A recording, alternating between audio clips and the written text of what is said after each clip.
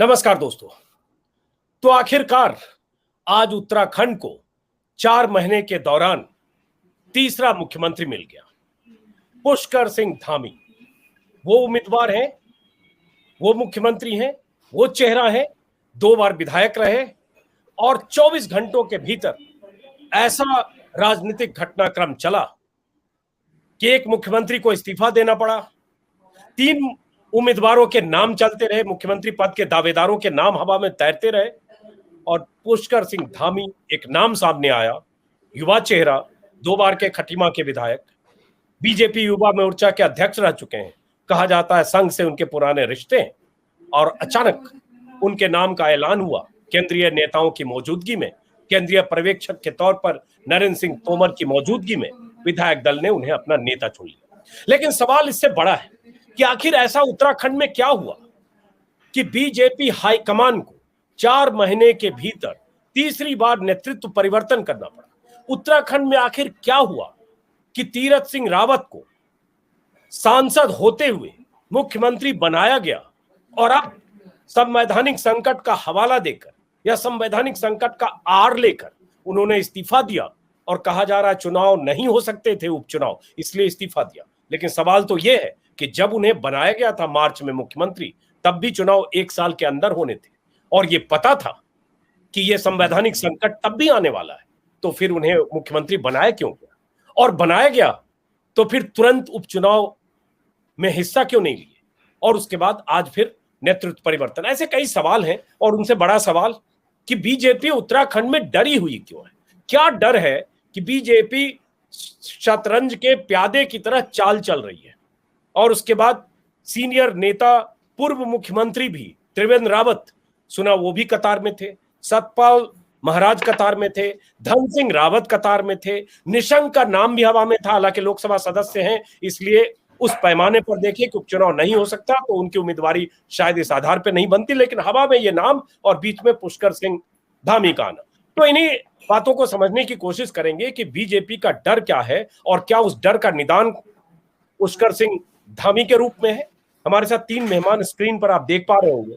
एक है उमाकांत लखेड़ा, उत्तराखंड की राजनीति को बहुत करीब से जानते हैं, दशकों से पत्रकार रहे हैं, हमारे पुराने 30-32 साल पुराने मित्र। हालांकि ये तीनों जो स्क्रीन पर दिख रहे हैं, तीनों से मेरा परिचय 32-33 सालों का है। सबसे ऊपर स्क्रीन में आपको विनोद अग्निहोत्री दिख रहे हैं, यूपी समेत देश की राजनीति पर बहुत पैनी नजर रखते हैं, अमर उजाला के संपादक हैं। और बीच की स्क्रीन पे अशोक वानखेड़े दिख रहे हैं, महाराष्ट्र के हैं, इंदौर से रिश्ता है, मराठी है मूल तो, लेकिन बहुत फायर ब्रांड वक्ता है, टेलीविजन से लेकर यूट्यूब के छोटी स्क्रीन तक, और किसी भी मुद्दे पर बहुत तल्ख और तीखी प्रतिक्रिया देते हैं। और देखिए बीच में ऐसी प्रतिक्रिया देना चाह रहे हैं कि स्क्रीन उल्टी होगी, पहले इसको सीधी करिए। तो शुरुआत करते हैं सबसे पहले उमाकांत लखेड़ा आपसे कि पुष्कर सिंह धामी में ऐसा क्या दिखा जिसकी वजह से उन्हें आज उनकी ताजपोशी का फैसला हो गया, और ऐसा क्या नहीं दिख रहा था तीरथ सिंह रावत में जिससे बड़े बेआबरू होकर उन्हें जाना पड़ा? और क्या हम यही मान लें कि संवैधानिक वजह थी इसलिए जाना पड़ा? जरा आप पहले व्याख्या कीजिए, फिर बाकी मेहमानों से। थोड़ा सा ये मैं देख रहा हूँ कि थोड़ा सा वॉइस में कुछ कनेक्टिविटी का प्रॉब्लम हो रही है, लेकिन मैं आपको ब्रीफली बता देता हूँ। अभी थोड़ी ठीक हो रही है, अभी ज्यादा प्रॉब्लम नहीं हो रही। देखिए ऐसा है कि उत्तराखंड उत्तराखंड बने हुए 21 साल पूरे होने वाले हैं नवंबर में, और 21 साल में 10 मुख्यमंत्री, ये 9वें-10वें मुख्यमंत्री बन चुके हैं, मतलब आज कल बन जाएंगे। वैसे ओथ आज ही होनी थी, लेकिन वहां एक नई खबर है आपके चैनल के लिए कि वहां विद्रोह की स्थिति पैदा हो गई है। वो विद्रोह की स्थिति ये पिछले पैदा हो गई है कि आज ओथ क्यों रोकी गई? आज ओथ इसलिए रोकी गई कि जो कांग्रेस का दो बीजेपी में 2 कांग्रेस है, एक बीजेपी कांग्रेस, एक बीजेपी कांग्रेस, ये कांग्रेस बीजेपी। तो बीजेपी में जो कांग्रेसी आधा मंत्रिमंडल है वो पिछली कांग्रेस सरकार का मंत्रिमंडल यहाँ पलायन कर गया है, तो उनका पुनर्वास यहाँ किया गया। तो आधे लोगों को धकिया दिया गया कि भाई आपकी जरूरत नहीं, यहाँ तो हमने कांग्रेस तोड़ के हमने जश्न मना रहे हैं। अब क्या हालत है कि अब चुनाव में जाना है, आपके पास कोई उपलब्धि नहीं है कि 4 साल तक आपने जिस मुख्यमंत्री को विधायकों के तमाम विद्रोह के बावजूद भी बनाए रखा हुआ था, क्योंकि आपके वो सारे काम कर रहा था गुजरात के लोगों के या गुजरात कनेक्शन से जुड़े हुए लोगों के, जो भी XYZ, में किसी का नाम नहीं लूंगा, वो सारे काम कर रहे थे। तो बड़ी सुविधा थी उसके साथ में, और वो उनका अपने दिमाग का इस्तेमाल करने की जरूरत नहीं थी। उसका उदाहरण क्या है कि 2018 में वहां एक इन्वेस्टर मीट बुलाई गई। इन्वेस्टर मीट बुला करके हिमालयी राज्य का जो एक दर्जा होता है उसको तबाह कर दिया गया, और कहा गया कि कोई भी आदमी कहीं भी थैला लेकर के पैक भर के पैसा लेके आए, पूरे पहाड़ के पहाड़ को खरीद लो, आप पूरे पहाड़ के पहाड़ का खरीद। तो वो जो मैसेज बीजेपी ने दिया, उससे बीजेपी बड़ी अलोकप्रिय। इंटीरियर जो 13 जिलों में से 9-10 जिले जो है वो पर्वतीय जिले हैं, जहां सबसे ज्यादा पलायन हो रहा है, जहां लोगों के पास रोजगार नहीं है, जहां लोगों के पास जो सीमांत क्षेत्र है, और वहां बुनियादी सुविधाओं से, अस्पताल से लोग वंचित हैं, क्वालिटी शिक्षा से लोग वंचित हैं, और तमाम तरह की वहां असुविधाएं होती है। और अगर प्रसव किसी को, महिला को हो जाए तो 8 घंटे नीचे आने में लगते हैं। तो ये मैं थोड़ा इसलिए बैकग्राउंड इसलिए समझा रहा हूँ कि इस पृष्ठभूमि में बीजेपी को पहली बार 57 सीटें मिली 70 में से, और ये बीजेपी 57 सीटों पे सरकार नहीं चला पाई 5 साल तक। और इनको अपना मुख्यमंत्री क्यों हटाया? मुख्यमंत्री को इसलिए हटाया कि मुख्यमंत्री त्रिवेंद्र सिंह रावत के खिलाफ 25 लाख रुपए रिश्वत लेने के आरोप थे झारखंड के एक उद्यमी से, और वो उद्यमी कोई और नहीं, बीजेपी का ही आदमी था। इन्होंने कह दिया कि उसको गौ रक्षा आयोग का अध्यक्ष उत्तराखंड में बनाएंगे, और उसका काम तो किया नहीं, उसे पैसे वापस मांगे। तो ये इतने भले मानुस थे मुख्यमंत्री जी त्रिवेंद्र सिंह जी कि इन्होंने वो पैसे अपनी साली, भाई, भतीजे, इन सब के नाम पर वो पैसा बैंक में ट्रांसफर करवा लिया। जो घूस का, रिश्वत का पैसा बैंक में ट्रांसफर करा लिया। उन महोदय ने क्या किया कि पहले तकादा किया, उसके बाद वो कोर्ट में चले गए, और उन्होंने सुप्रीम कोर्ट में चले गए। सुप्रीम कोर्ट में जब इनको हटाया गया मार्च फर्स्ट वीक में, जबकि सेशन चल रहा था गैरसैंण में विधानसभा का, और 3 दिन और चलना था, वो उसको पहले दिन ही खत्म करा करके इनको ऑर्डर किया गया कि आप नीचे उतरिए, देहरादून आइए आप। और वहां बैठक हुई, बैठक करके बोला कि आप इस्तीफा दीजिए। ये इस्तीफा देने को तैयार नहीं थे। जब इनको कहा गया कि सुप्रीम कोर्ट में तारीख है, क्योंकि आपका रिश्वत का जो केस है वो हाई कोर्ट के एक मिस्टर ध्यानी है, जो जस्टिस ध्यानी है नैनीताल हाई कोर्ट को, उन्होंने स्ट्रक्चर पास किया, सीबीआई इंक्वायरी हो इनके खिलाफ। तो मैं आपको ये बता दूं कि मुझे कोई संकोच नहीं है कि उत्तराखंड बनने के बाद अकेला राज्य है, मतलब ये मुझे लगता है कि Guinness book of world record में नाम आएगा। 206 करप्शन के घोटाले हुए, 206 घोटाले हुए उत्तराखंड में, और कार्रवाई किसी पर नहीं है, कोई कार्रवाई नहीं है। तो कहने का मतलब ये है कि इस हालात में उत्तराखंड, थोड़ा प्रेजेंट पे एक छोटा सा जवाब, बाकी लोगों को शामिल करेंगे कि अब अगर एन वक्त पर चुनाव से 8 महीने पहले, फरवरी में चुनाव होना है, पिछले 2017 में फरवरी में हुआ, 15 फरवरी शायद, तो हम मान लेते हैं फरवरी में चुनाव होगा, फर्स्ट वीक फरवरी में हो या जब भी हो, 8 महीने। तो 8 महीने पहले ये तीसरी बार मुख्यमंत्री बदलना, और जैसा कि आपने कहा वह बगावत शुरू हो गई। मैं छिटपुट देख रहा हूं, आपको ज्यादा जानकारी होगी कि जो मंजे हुए और घुटे हुए नेता हैं, चाहे कांग्रेस से आए हुए सतपाल महाराज जैसे हो, या धन सिंह रावत हो, या निशंक हो जो जिनकी महत्वाकांक्षा है, या त्रिवेंद्र सिंह रावत हो, या तीरथ सिंह रावत हो, ये सब किनारे होकर, और एक युवा चेहरा को 2 बार चुने गए विधायक को, जो मंत्री भी नहीं रहा, पुष्कर सिंह धामी, उनको राजपूत होने के नाते या जिस भी वजह से लाया गया। तो क्या ये बीजेपी की वो चाल है जिसमें बीजेपी को कामयाबी या चुनावी राजनीति में फायदा दिख सकता है? क्योंकि ऑब्वियसली 57 सीटों के बाद ये डर क्यों है? देखिए, बीजेपी का जो तात्कालिक जो बीजेपी का जिसको फायदा लगा बीजेपी का, एक तो ये है कि गढ़वाल मंडल में, जो पौड़ी गढ़वाल जिला है, जो मेरा भी जिला है किस्मत से, तो वहां नेताओं की भरमार है। वहां जनक खंडूड़ी है, वहां निशंक है, वहां तीरथ सिंह रावत है, वहां त्रिवेंद्र सिंह रावत है, वहां एक अनिल बलूनी है जो राज्यसभा में है। तो ये पौड़ी जो जिला है, नेतागिरी का जमघट है। अब वहां क्या है, मारा मारी चल रही है पौड़ी। अब त्रिवेंद्र सिंह वर्सेस तीरथ सिंह चल रहा था, त्रिवेंद्र सिंह तीरथ के खिलाफ बयान कर रहे थे। घोटाला हो गया ये कुंभ घोटाला, जिसमें वैक्सीन जो है 1 लाख वैक्सीन के, वो तो 1 लाख तो बहुत छोटा है अमाउंट, तो बहुत बड़े पैमाने पर पहुंचेगा। लेकिन मेरा ये कहने का मतलब है कि ये जो पुष्कर सिंह धामी बनाए गए हैं, ये बेसिकली शिष्य है भगत सिंह कोश्यारी के। इनका विचारों का अपना पहचान नहीं है, युवा चेहरा है और कोई विवादों में नहीं है। लेकिन यही क्वालिफिकेशन तो पर्याप्त नहीं होती ना। एक राज्य को चलाने के लिए कोई आपकी स्टैंडिंग होनी चाहिए, कोई पृष्ठभूमि होनी चाहिए। और इतने बड़े बड़े कद के नेता, जो सतपाल महाराज केंद्र में वित्त राज्य मंत्री और रेल राज्य मंत्री थे, ऐसे लोग क्या धामी जी के अंडर में मंत्री बनना स्वीकार करेंगे? ये तो। और दूसरा हरक सिंह रावत है, जो पिछले 20 साल से मुख्यमंत्री पद के दावेदार है।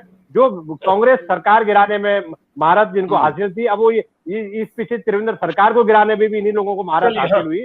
तो मेरा ये कहने का मतलब इतने बड़े बड़े, जिसको हम राजनीतिक भीम का, मैं गलत शब्द का इस्तेमाल नहीं करूंगा, आप समझ रहे हो कि क्या क्या शब्द होते हैं, लेकिन इतने बड़े जगलर्स को क्या ये फिट होगा उत्तराखंड की जनता के हित में? भीम का और जगलर में बड़ा फर्क है। आपने भीमकाय से जगलर बोला, भीमकाय थोड़ा विशेषण लगता है और जगलर का हिंदी तर्जुमा मैं नहीं कहूंगा, उसका क्या मतलब लगता है। विनोद जी आपके पास, उसके बाद अशोक जी आपके पास आता हूं।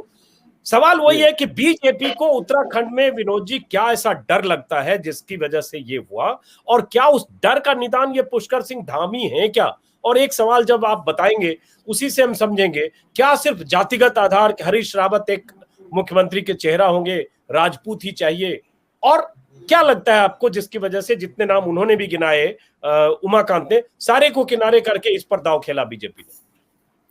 देखिए, उत्तराखंड में भारतीय जनता पार्टी राज्य गठन से एक समय से ही प्रयोग करती रही है, और यही वजह है कि आज तक भाजपा का कोई भी मुख्यमंत्री 5 साल पूरे नहीं कर पाया। त्रिवेंद्र सिंह रावत करीब करीब पूरा करने के करीब पहुंच रहे थे, लेकिन उनको भी हटना पड़ा। कांग्रेस के मुख्यमंत्रियों में नरेंद्र तिवारी ने, चूंकि उनका बड़ा कद था, उत्तर प्रदेश के 4 बार मुख्यमंत्री बन चुके थे, तो उन्होंने 5 साल पूरे किए।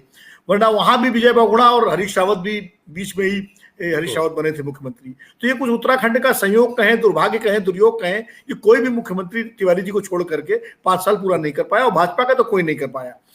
भाई नित्यानंद स्वामी के बाद कोश्यारी बने, कोश्यारी के बाद वो चुनाव पर पार्टी हारी, उसके बाद जो है कांग्रेस सरकार आ गई, उसके बाद दोबारा आई तो खंडूरी बने, खंडूरी के बाद निशंक बने, निशंक के बाद फिर खंडूरी बने, और नतीजा ये हुआ कि खंडूरी भी चुनाव हार गए अपना। कांग्रेस भाजपा तो हारी, और इसमें आपने देख ही लिया। तो भारतीय जनता पार्टी उत्तराखंड को लेकर के उसकी नीति कुछ तय है ही नहीं कि उसको कैसा नेतृत्व चाहिए। वो कभी जो है इस तरह के प्रयोग करती है। अब जिस समय उत्तराखंड में भाजपा 57 सीटें जीत के आई थी, तो जो नाम चल रहे थे वो सारे पुराने उन लोगों के नाम थे।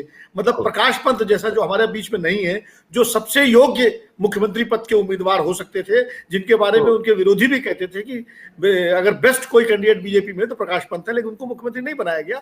ले आए गए त्रिवेंद्र सिंह रावत, जो सांसद थे, और उसके बाद पूरा अभी तबसरा जो है लखेड़ा जी ने पढ़ ही दिया है उनके शासनकाल का, तो उस पर मैं ज्यादा नहीं जाऊंगा। और त्रिवेंद्र सिंह रावत के बाद तीरथ सिंह रावत आ गए, जिनको कोई तब भी बड़े बड़े नाम चल रहे थे।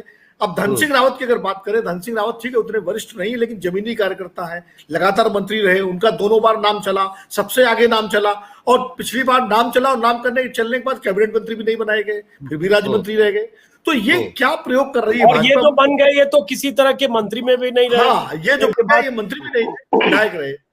नाम किसके चल रहे थे? नाम चल रहा था सतपाल महाराज का, धन सिंह रावत का, चुफाल साहब का चल रहा था, बिशन सिंह चुफाल, जो सीनियर मोस्ट विधायक है हरबंस सिंह भल्ला के बाद, तो जिनके बारे में था कि शायद वो बना दिए जाए, वो जो आज तक चुनाव नहीं हारे।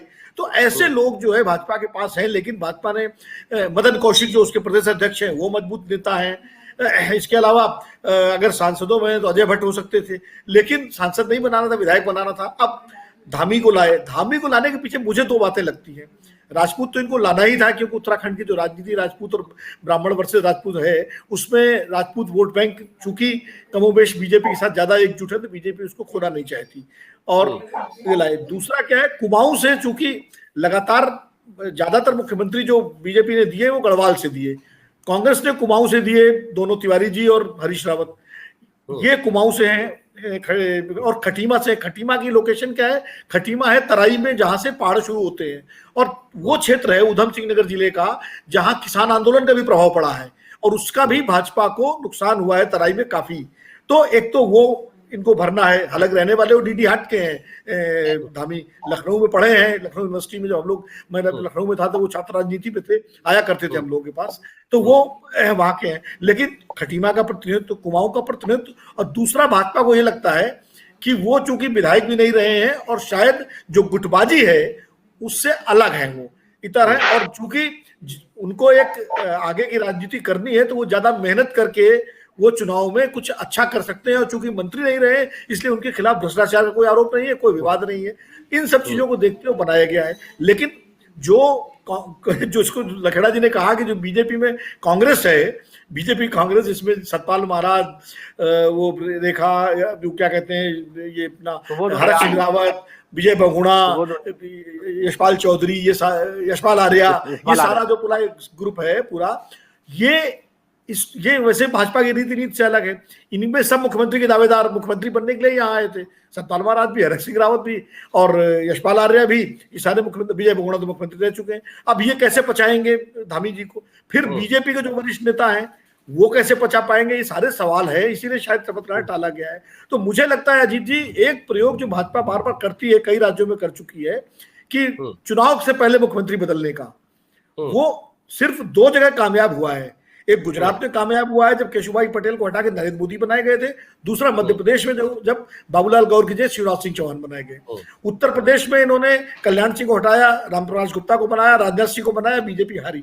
दिल्ली में मदन लाल खुराना हटे, साहब सिंह वर्मा वाले, सुषमा स्वराज बनी, पार्टी हारी। कर्नाटक में आप देख लीजिए, उस समय जब 2-3 मुख्यमंत्री बदले गए, वहां भी हारी। तो ये ऐन वक्त पर जो है पैबंद लगाना, ये बड़ा, क्योंकि 4.5 साल का जो बोझ है, जो बैकलॉग है त्रिवेंद्र सिंह सरकार, रावत की सरकार का, उसका भी धामी साहब जो है, पुष्कर सिंह धामी के ही कंधे पर आएगा और उनको ये जवाब भी देना पड़ेगा विपक्ष के सवालों का, उस सरकार के किए गए कारनामों का, कामकाज का। अशोक वानखेड़े, बहुत देर से आप दोनों को सुन रहे थे और साथ में ये भी कि एक तमाशा हमने देखा करीब 2 सप्ताह तक लगातार। मैं तमाशा इसलिए कह रहा हूं कि उत्तर प्रदेश में संघ के नंबर 2 की हैसियत वाले दत्तात्रेय होस बोले हो, या बीजेपी के संगठन महासचिव BL संतोष हो, या प्रभारी जो बीजेपी के हैं राधा मोहन सिंह हो, यूपी में बैठ के योगी आदित्यनाथ से, मंत्रियों से, उप मुख्यमंत्रियों से, उसके बाद दिल्ली में फिर योगी का दौरा, प्रधानमंत्री JP नड्डा, अमित शाह से 1.5 घंटे की बात, और कुछ पता नहीं चला हुआ क्या। तो नाराजगी की बात यूपी में भी है, कार्यशैली से हो, परफॉर्मेंस पे हो, नॉन परफॉर्मेंस पे, कुछ नहीं हुआ। तो जहां कमजोर होता है वहां आसानी से प्यादे की तरह, शतरंज के मोहरे की तरह चल देते हैं, चाहे 4 महीने में 3 बार चल दिया। और नाम सही गिनाया, 11 मुख्यमंत्री शायद बदले गए 21 साल में, और बीजेपी में ही हर बार हुआ। कोश्यारी हो, निशंक हो, खंडूरी हो, ये सब प्यादों की तरह बदले गए। तो ये योगी पे नहीं चली, यहां चली, तो आप प्रयोग कर रहे हैं। अब ये प्रयोग है, संजोग है, क्या है? ये जो मूर्खता की है उसकी परिणति है। आपने जब एक मुख्यमंत्री को 4.5 साल बाद बदला, तो उसके जगह ऐसा मुख्यमंत्री लाते, ये जानते हैं ये संविधान में है, ये कोई कानून कोई छुपा हुआ नहीं है, या पहली बार ये धाराएं ऊक के ऊपर आई है। सबको पता है कि कोई भी विधानसभा का बाई इलेक्शन हो नहीं सकता यदि वो सीट खाली होने का 1 साल का टेन्योर बचा हो। आपने मार्च में मुख्यमंत्री बदला, तो मार्च में आप किसी का इस्तीफा करके भी बाई इलेक्शन की व्यवस्था करते, तो भी वो फरवरी 22 तक नहीं हो पाता। लेकिन एक बात मुझे समझ में नहीं आती कि एक जो 2020 नवंबर में जिस विधायक की मृत्यु हुई और उसका बाई इलेक्शन अनाउंस हुआ, वो बिल्कुल पैरामीटर में बैठता था, और उसका बाई इलेक्शन की अंतिम पर्चा भरने की तारीख 30 मार्च थी। 10 मार्च को मुख्यमंत्री ने अपना पद संभाला, तो वो 30 मार्च तक अपना उस बाई इलेक्शन में बाकायदा पर्चा भर के बेल आउट हो सकते थे। लेकिन बेल आउट क्यों नहीं किया गया? क्या उनको वहां चुनाव हारने का डर था, या ये Bharatiya Janata party election commission को बिल्कुल अपनी घर की खेती समझ के बैठे थे? लेकिन बंगाल के चुनाव के नतीजों के बाद उनको लगा कि अब ऐसा करना मुश्किल होगा, तो ये नहीं कर पा रहे। रही बात नए आदमी को क्यों चाहिए, वो अभी ये दोनों जो है बिल्कुल अच्छी तरह से जानते हैं उत्तराखंड को, लेकिन मुझे जितना मैं बीजेपी को और नरेंद्र मोदी के कार्य प्रणाली को जानता हूं, उनको एक रबर स्टैंप चाहिए। ऐसा नहीं कि पुराने लोगों में रबर स्टैंप नहीं होगा, लेकिन अजीत जी, नया रबर स्टैंप अच्छा इंप्रेशन मारता है, पुराना रबर स्टैंप जरा घिसा हुआ रहता है। तो इनको नया रबर स्टैंप चाहिए था, नया रबर स्टैंप लाया इन्होंने, और हर जगह ये नया रबर स्टैंप ही प्रयोग करते हैं। और ये जो छोटा सदन, आपने कहा ना कि दादागिरी से क्यों वो उत्तर प्रदेश में नहीं कर पाए, उत्तराखंड में क्यों कर पाए? उत्तराखंड का सदन 70 का है, उत्तर प्रदेश का 400 प्लस का है। इतने विधायकों को आप मूर्ख नहीं बना सकते, दादागिरी से दबा नहीं सकते। 70 लोगों को आप इंडिविजुअली भी धक्का सकते हैं। तो वो एक मैं बीच में सहमत हूं, ताकि 403 में 312 बीजेपी जीती थी, जितना मुझे ध्यान है। तो अगर मोदी किसी को तय करेंगे, तो क्या आपको लगता है यूपी में भी बगावत विधायक कर देंगे मोदी और शाह के फैसले? हाँ। दो बातें। यूपी में हम बार बार कह रहे थे कि संघ योगी के पीछे खड़ा था, संघ ताकत था जो योगी ने अपने तेवर बदले। लेकिन यहाँ ये तो संघ का ही आदमी था जो पहला मुख्यमंत्री था, लेकिन इसने कुछ डिसीजंस लिए, खासकर ये 4 धाम जो एक कोई बिल पास किया जिसके तहत सब प्रशासन नियुक्त होने वाले थे सारे मंदिरों, उसको लेके वीएचपी, बजरंग दल, संघ सब नाराज। ये किसके अनुशंसा ने किया? शायद मुझे लगता है कि केंद्र ने बोला होगा इसलिए किया उन्होंने, क्योंकि लखेड़ीजा ने बोल ही दिया था कि वो सारे गुजराती लोगों को तो ऑब्लाइज कर ही रहे थे, तो केंद्र से भी गुजराती फरमान आया तो ऑब्लाइज कर दिया उन्होंने। उसके तहत जब विद्रोह हुआ और जब कुंभ आया तो कुंभ में ये विद्रोह और तेज नहीं पकड़े, जोर नहीं पकड़े, इसीलिए मुख्यमंत्री बदला गया। नया मुख्यमंत्री इतने आनंद फानन में लाते समय पूरा दिमाग पैदल हो गया इनका, और इन लोगों ने ऐसा मुख्यमंत्री लाया जिसको चुनाव करवाना अनिवार्य है। चुनाव हो नहीं सकता क्योंकि 1 साल का आपका जो लिमिट है कॉन्स्टिट्यूशन में, जो धारा है 151A, उसके तहत आपको 1 साल का चाहिए समय। वो 1 साल का समय किसी के पास नहीं होगा तो आप चुनाव नहीं करवा सकते। जब चुनाव नहीं करवा सकते तो आपको उतरना ही होगा, आपको दूसरा लगाना होगा। इसलिए फिर आपने एक नया लड़का, यंग युवा उतारा, ताकि आपको लगता है कि आने वाले चुनाव में हम युवाओं को और अपील करें। लेकिन उत्तराखंड जो राज्य है, मुझे लगता है यहाँ पे पेंशनर्स भी बहुत ज्यादा है। आप मात्र युवा चेहरा देखिए, कोई जितना आपने पाप अभी तक हुए हैं उत्तराखंड में वो धुल नहीं सकते। रही बात पिछले चुनाव में जो 57 सीटें मिली थी, उस समय हम तो चैनल पे ये डिस्कस कर रहे थे कि किसकी कांग्रेस जीतेगी, सोनिया कांग्रेस जीतेगी या मोदी कांग्रेस जीतेगी, क्योंकि बाय एंड लार्ज चुनाव लड़ने वाले सब कांग्रेस जीते दोनों तरफ। तो ये जो 57 लाया था ये भी उधार का सिंदूर था। तो इस उधार का सिंदूर जो लाया है वो तो तकलीफ देगा, वो हर जगह तकलीफ देगा। और बंगाल के बाद तो लोगों को समझ में आ गया कि तुरंत वापस चला जाना चाहिए, इज्जत रहती है। एक आपने सही एक इस्तेमाल किया, ये जो उधार का सिंदूर है उनमें सबके सब मुख्यमंत्री पद के दावेदार हैं, और टकटकी लगा के उत्तराखंड के सीएम की कुर्सी के नीचे या ऊपर उनकी नजर टिकी है। अब उनके सबके मंसूबों को किनारे करके पलीता लगा के आपने 2 बार विधायक रहे ऐसे शख्स को सीएम की सत्ता सौंपी है जो मंत्री भी नहीं रहा। तो ठीक है, मोदी, शाह और नड्डा का फैसला है, लेकिन क्या इसमें कोई खतरा है कि पार्टी में इंटरनल बिकरिंग या की नाकामी सुनिश्चित करने में भी पार्टी के से कुछ लोग तय करेंगे? और उसके बाद बहुत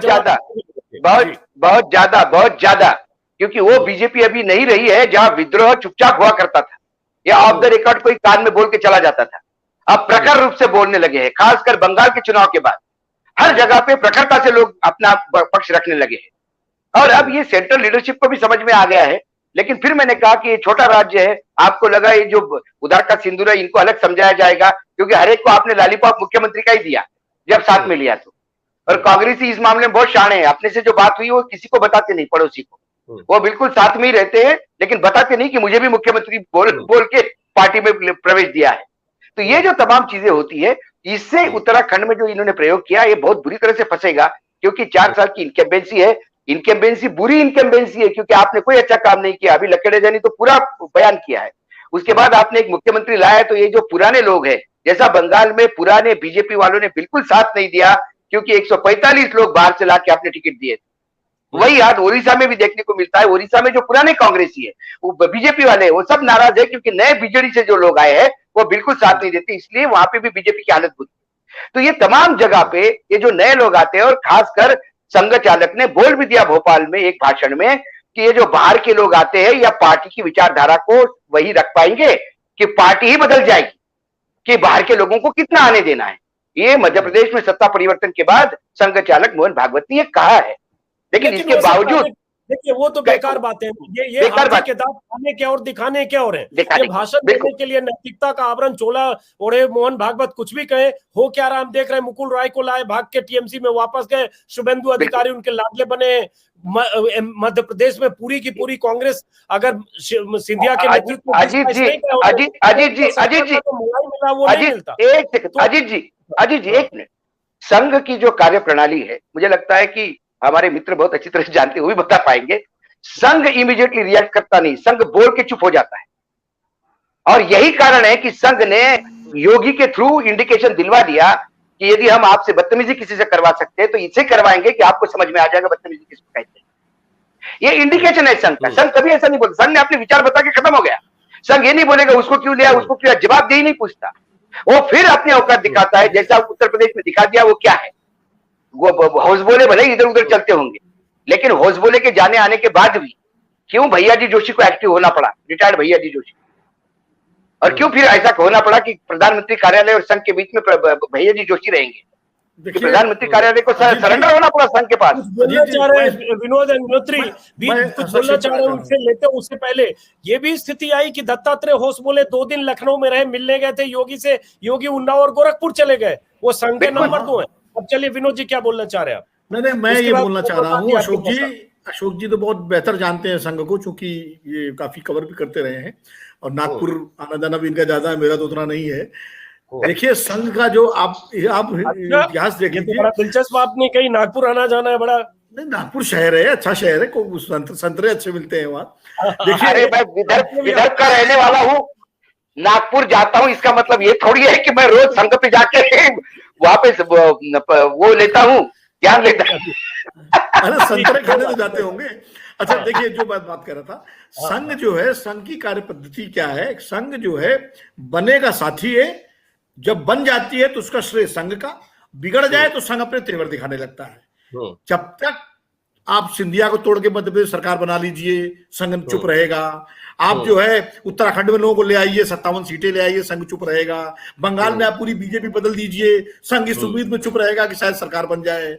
जब बिगड़ गया तो संघ फिर आ जाता है कि नहीं नहीं नहीं, हम तो इस रीति नीति के खिलाफ हैं, हमें पसंद नहीं। तो ये संघ का पुराना तरीका है, और इसके बारे में सबसे सुनिए अजीत जी, इसके बारे में सबसे बेहतर गोविंदाचार्य, संजय जोशी, कल्याण सिंह, इन सब लोगों से आप पूछ लीजिएगा भी अकेले बैठ के कैसे वो जो है उनके साथ क्या क्या हुआ। तो मतलब कहने का कि संघ जो है वो सत्ता के साथ उसका एक सामंजस्य रहता है, एक तालमेल रहता है, क्योंकि सत्ता के जरिए उसके जो वैचारिक उद्देश्य हैं वो पूरे करता है, उसका एजेंडा पूरा होता है।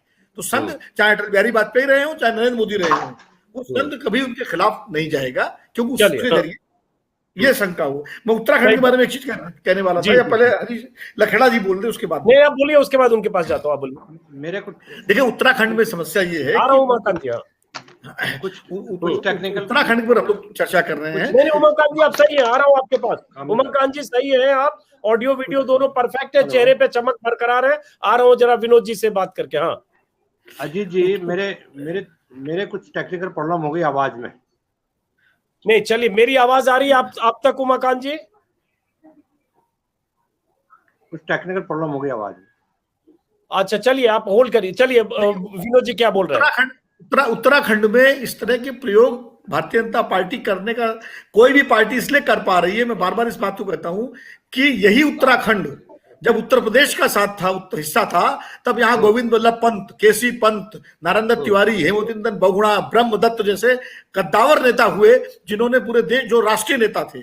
एनडी तिवारी 5 साल इसलिए चल पाए कि उनका कद बहुत बड़ा था, कांग्रेस हाईकमान की हिम्मत नहीं हुई उनको छूने की। जब उत्तराखंड राज्य बन गया तो जो नेता बने उनका कद बहुत छोटा हो गया। तो किसी भी राजनीतिक दल के हाईकमान के लिए बड़ा आसान है इधर से उधर कर देना। आप सही कह रहे हैं कि उत्तर प्रदेश बड़ा राज्य है, वहां 80 सांसद आते हैं, वहां के मुख्यमंत्री को छेड़ने के पहले 10 बार सोचना पड़ता है किसी भी हाईकमान को। इसीलिए शिवराज सिंह चौहान से कितनी भी नाराजगी हो, मुख्यमंत्री वही बनेंगे। येदियुरप्पा से कितनी भी नाराजगी हो, मुख्यमंत्री येदियुरप्पा को छेड़ना आसान नहीं है। तो बड़े राज्य का नेता बड़ा होता है। मैं एक छोटी सी घटना बता के कहूं, जब उत्तराखंड राज्य बना था, जिस दिन संसद में प्रस्ताव पास हुआ था, मेरे पास उत्तराखंड के कुछ नेता आए थे, मित्र आए थे। तो नेता थे उनमें, कुछ एक बड़े नेता थे उत्तराखंड के। उन्होंने कहा, मैंने उनको बधाई दी, वो मिठाई खिलाई उन्होंने, तो मैंने बधाई दी। तो उन्होंने कहा कि विनोद जी बहुत अच्छा है, हमारा राज्य बन गया, लेकिन हम बहुत छोटे हो गए, अब हम बौने हो गए। हम जब किसी केंद्रीय मंत्री के घर दफ्तर में जाते थे तो उसका दरवाजा अपने पैर की ठोकर से खोलते थे कि मैं उस राज्य से आया हूं जहां से 85 सांसद आते हैं। अब मैं हाथ जोड़ के जाऊंगा, चपरासी से पूछूंगा कि क्या मैं अंदर आ सकता हूं, क्योंकि मैं उस राज्य से आया हूं जहां 5 सांसद हैं। तो छोटे राज्यों का नेतृत्व हमेशा बौना हो जाता है। यही छत्तीसगढ़ के साथ है, यही झारखंड के साथ है, यही उत्तराखंड के साथ है। इन राज्यों की तमाम योजनाएं इसलिए स्वीकृत नहीं होती क्योंकि इनके मुख्यमंत्रियों का कद वो कद नहीं होता जो गुजरात के मुख्यमंत्री का, राजस्थान के मुख्यमंत्री का, या उत्तर प्रदेश के मुख्यमंत्री का, महाराष्ट्र के मुख्यमंत्री का होता है, या तमिलनाडु के मुख्यमंत्री का। सही कह रहे हैं आप। उमाकांत जी, आपको मेरी आवाज आ रही है? उमाकांत जी मेरा बिल्कुल अब आ रही है, बिल्कुल आ। चलिए आखिरी सवाल कि मोहरे की तरह कहें या प्यादे की तरह कहें, चाल चलती गई, मोहरे बदल दिए गए और पुष्कर सिंह धामी आखिरी वक्त में मुख्यमंत्री बन गए, समझ लें, सिर्फ शपथ बाकी है और 8 महीने बाद चुनाव। लेकिन जितने नाम आपने गिनाए जो मुख्यमंत्री के दावेदार हैं, बड़ी हसरत से लगातार जब भी सत्ता में बीजेपी रही, इसी बार नहीं पहले भी, मुख्यमंत्री की कुर्सी की तरफ, कुर्सी के पाए की तरफ टकटकी लगाकर देखते रह गए। क्या वो सारे लोग, 7-8 नाम आपने भी गिनाए, वो सारे लोग पुष्कर सिंह धामी के नेतृत्व को कबूल करते हुए 8 महीने उस पार्टी को जिताने की कोशिश करेंगे जिस पार्टी ने 57 सीटें पिछले चुनाव में हासिल की थी? 46%। मैं आपको एक बहुत साफ सी बात बता दूं कि भारतीय जनता पार्टी का जो राष्ट्रीय संकट है उसकी कीमत भारतीय जनता पार्टी को उत्तराखंड में चुकानी पड़ेगी। और राष्ट्रीय संकट में जो नरेंद्र मोदी का जो एक आभा मंडल था, वो आभा मंडल का जो डाउनग्रेड हुआ है, तो वहां भी मैं अपने गांव जाता हूं तो लोग मुझे घेरते हैं कि आप तो भाई क्रिटिकल हैं, फलाना है, सब बातें लोग करते हैं। लेकिन जो आभा मंडल का डाउनग्रेड हुआ है उसका उत्तराखंड की राजनीति पे सीधा असर पड़ने जा रहा है। और जब होता है कि जब कोई व्यक्ति, कोई चेहरा, कोई आभा मंडल का जो धनी व्यक्तित्व होता है, वो जब आपको वोट दिलाने में सक्षम नहीं हो पाता या विवादों में घिर जाता है या उसकी इमेज धूमिल पड़ जाती है, तो निश्चित रूप से जो नीचे जो प्यादे होते हैं, जो ये राज्य स्तर पर जो भी कांग्रेस से गए हुए जो पंछी हैं, जितने भी लोग हैं, ये निश्चित रूप से जब भी देखेंगे कि ये जो मोहरे हैं जिसकी वजह से 2017 में, 2014 में उत्तराखंड की राजनीति में भारी उथल पुथल, भारी परिवर्तन हुआ, और ये जो आभा मंडल है, अब ये भाजपा की नैया पार कराने में हमें जो है वोट नहीं दिला पाएगा, क्योंकि वोट तो मोदी जी के नाम पे पड़ा है। इसमें तो कोई बहस ही नहीं है, किसी भी तरह का शक नहीं है कि 2014 का वोट पड़ा है, 5 सीटें भाजपा को लोकसभा के मिली, 2017 में 57 सीट 2/3 बहुमत से ज्यादा मिला, प्रचंड बहुमत मिला।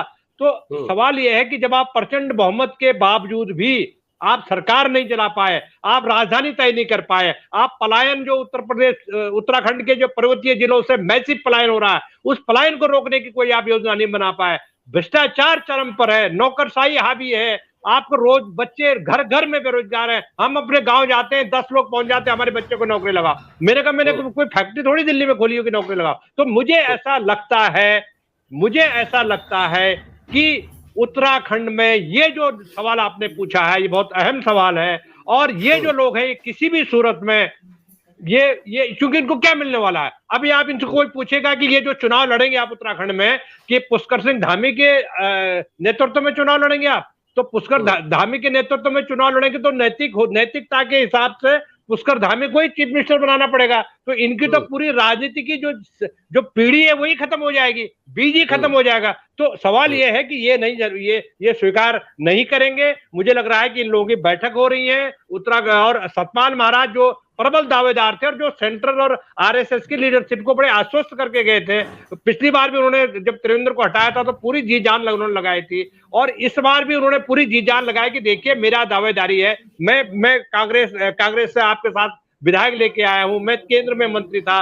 ये तमाम तरह की पृष्ठभूमि, और क्योंकि वो एक साधु संत और आध्यात्मिक गुरु है, तो भाजपा को सूट करता है। आध्यात्म तो कहती है भाजपा की हमारा है, आध्यात्म तो ये हमारा है। सतपाल महाराज जो कांग्रेस में थे तो हमारे लिए थे वो कांग्रेस में, और अब हम अपनी की घर वापसी हुई है। सतपाल महाराज के बारे में ये कहती थी बीजेपी। तो मुझे लगता है कि ये स्वीकार नहीं होगा, एक बड़ी उथल पुथल होगी, और ये उथल पुथल मुझे लगता है कि एक मॉड्यूल बनेगा आप लोगों के लिए, एक मॉड्यूल बनेगा जो उत्तर प्रदेश में नहीं बन पाया, उत्तराखंड में एक मॉड्यूल बनेगा। वहां विद्रोह होगा, वहां लोग, आज रात कत्ल की रात है, वैसे आज कत्ल की रात है, आज सौदे होंगे। कितना सौदे में कौन पड़ जाता है, कौन नहीं पड़ जाता है, किसको। अब गढ़वाल लोकसभा का दरवाजा तो बंद हो गया क्योंकि तीरथ सिंह तो वो अपनी सांसदी पर दोबारा बरकरार हो गए। पहले तो ये था कि सतपाल महाराज को गढ़वाल लोकसभा से चुनाव लड़वा देंगे तो कहानी खत्म हो जाएगी, बैलेंस हो जाएगा, लेकिन ये नहीं है। और ये मुझे लग रहा है कि ये इनको भारी पड़ेगा, और पहली बार इस तरह इतना भारी पड़ेगा कि इनको इसका पूरा मैसेज इनका पूरे राज्यों में भी जाएगा, ऐसा मैं मानता हूं। जी चलिए खत्म करते हैं। क्लोजिंग रिमार्क अशोक वानखेड़े और विनोद जी। पहले अशोक, जैसे इन्होंने कहा ये बहुत भारी पड़ेगा, और 4 साल का जो बैगेज है, सरकार की जितनी नाकामियां हैं, जो बहुत सारी नाकामियां उमाकांत लखेड़ा जी ने भी गिनाई, वो नाकामियां, और उसके बाद 3 बार मुख्यमंत्री बदलना, और इतने मुख्यमंत्री के दावेदार, क्या आपको लगता है कि बीजेपी के लिए बहुत मुश्किल होने वाला है ये 8 महीना और 8 महीने बाद होने वाला चुनाव? संक्षिप्त में, ताकि मैं रिमार्क की तरफ चुनाव के नतीजे बीजेपी को बिल्कुल विपरीत आएंगे। बीजेपी चुनाव हारेगी, मैं अभी कह रहा हूं। दूसरी बात, ये जो धामी साहब बने हैं ये हास्यास्पद घोषित होंगे, क्योंकि जिन्होंने जो कुछ पाप नहीं किए उसी पाप की गठरी सर पे लेके 8 महीने रहेंगे। जवाब इनको देना होगा। दूसरी बात, और जो सबसे इंपॉर्टेंट बात है, बहुत जूनियर है, तमाम लोग सीनियर है। सही कहा, इतने बड़े बड़े कद्दावर नेता है जिन्होंने देश के राजनीति में अपनी पकड़ रखी है।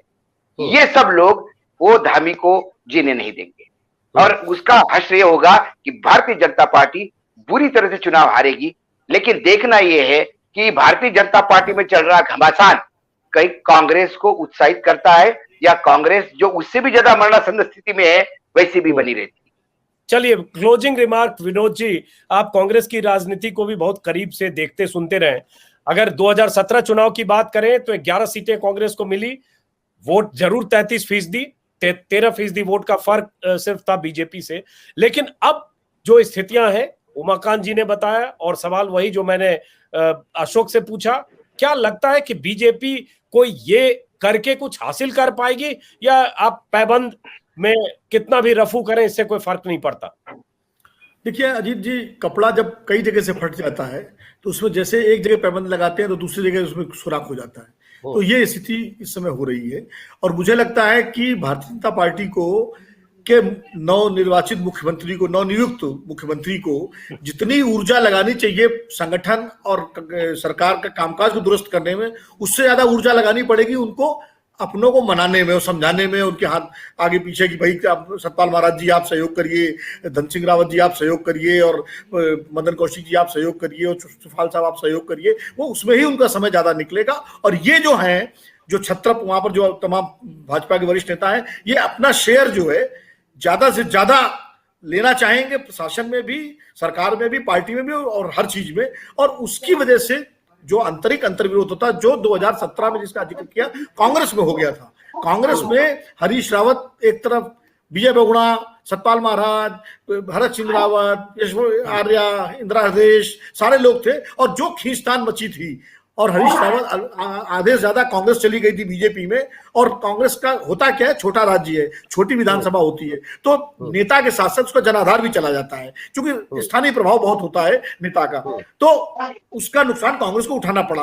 कुछ वैसी स्थिति अगर, जैसा कि लखेड़ा जी कह रहे हैं, अगर मान लीजिए आज की रात में ये जो बागी लोग हैं, अगर इनके तेवर बदल जाते हैं और कुछ दाएं बाएं ये चुनाव से पहले मूव करते हैं, तो उसका नुकसान भारतीय जनता पार्टी को उठाना पड़ सकता है। अभी भाजपा के रण कौशल पर निर्भर है, क्योंकि एक चीज नहीं भूलनी चाहिए, तमाम सारी बावजूद जो है नरेंद्र मोदी और अमित शाह का जो है, उनको बहुत अंडर एस्टिमेट भी नहीं करना चाहिए। वो कई मामलों में वो लोग जो है चीजों को नैरेटिव बदलने में बहुत तेज है। और जितने ये बागी हैं, ये बागी कब चुप हो जाएं क्या पता, क्योंकि सबकी फाइलें भी जो है सरकारों के पास रहती हैं, तो सब तरीके भी हैं। इसलिए ये बहुत अंडर एस्टिमेट भी नहीं करना चाहिए, लेकिन निश्चित रूप से भाजपा के सामने एक बड़ी गंभीर चुनौती है।